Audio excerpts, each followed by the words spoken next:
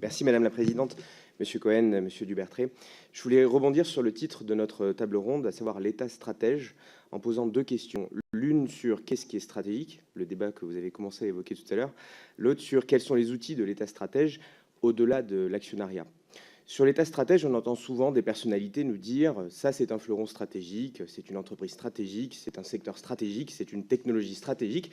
Et souvent, ces expressions, elles sous-entendent que pour être stratège, pour peser sur la marche de l'entreprise, l'État doit être actionnaire de ces entreprises, c'est-à-dire rester au capital ou nationaliser.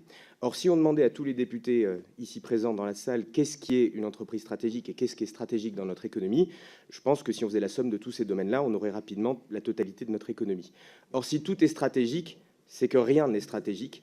Et quand on parle d'État stratège, ça suppose de faire des choix, sélectionner ce qui relève réellement de la stratégie essentielle, versus ce qui relève du non stratégique.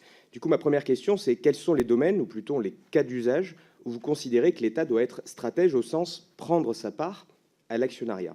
Je pense notamment à trois critères qui ont été évoqués par monsieur David Azéma dans une note de l'Institut Montaigne qui s'appelle « L'impossible État actionnaire », qui était par exemple des entreprises qui produisent des services publics, des entreprises qui sont l'objet d'interventions permanentes du politique et qui affectent leur gestion et leurs finances, et des entreprises qui ont des ressources provenant du contribuable et non du client.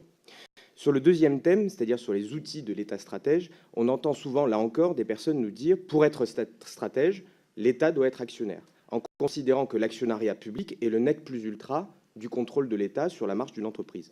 Or, cette affirmation, elle est fausse, d'une part parce qu'il existe des entreprises qui touchent à la sécurité nationale et où l'État n'est absolument pas actionnaire. Aux États-Unis et en Grande-Bretagne, l'État n'est pas au capital de leurs fournisseurs militaires, par exemple.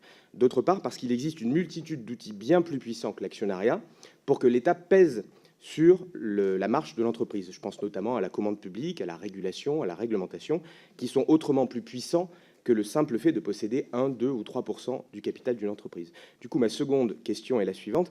Quels sont pour vous les outils de contrôle, de régulation, de réglementation les plus puissants et pertinents pour que l'État continue de faire valoir ses intérêts stratégiques, notamment dans le cadre des privatisations qui sont prévues dans la loi Pacte? Je vous remercie.